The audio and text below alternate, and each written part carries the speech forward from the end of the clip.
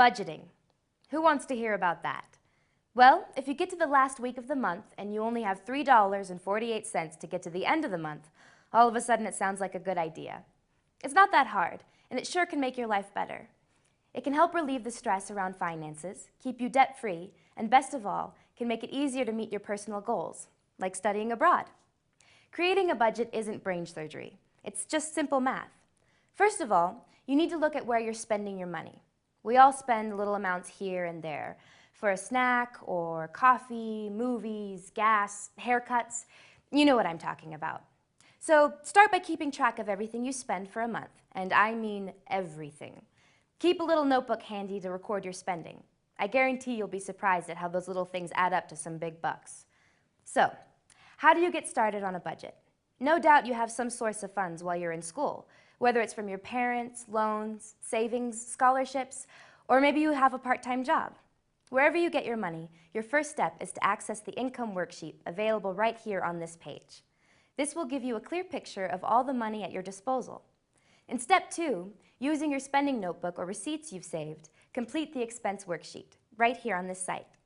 I was amazed at how easy it was, and I was surprised when I saw where all my money was going.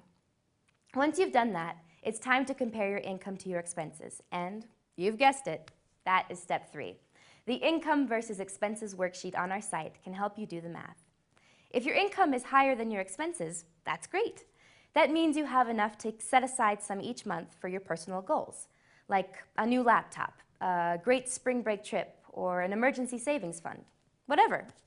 Of course, if your expenses are higher than your income, that's not cool. You basically have 2 options if that's the case: cut expenses or increase your income. Again, now you know where your money's going, so adjusting your spending habits should be easy. As the school year goes on, things happen and you'll want to adjust your budget. If your income increases, of course that's a good thing. You could increase your savings account deposits or make larger credit card payments.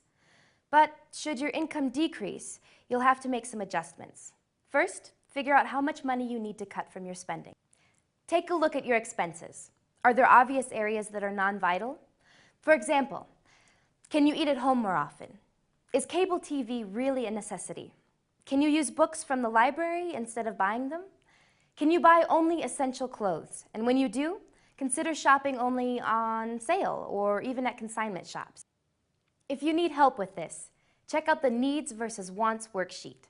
It will help you prioritize your spending. For more tips on decreasing expenses, check out the article on plugging spending leaks. I also encourage you to take a look at the Budget Wizard, our online budgeting tool. Budgeting. It may not sound like fun, but it can make your life at school a whole lot more enjoyable.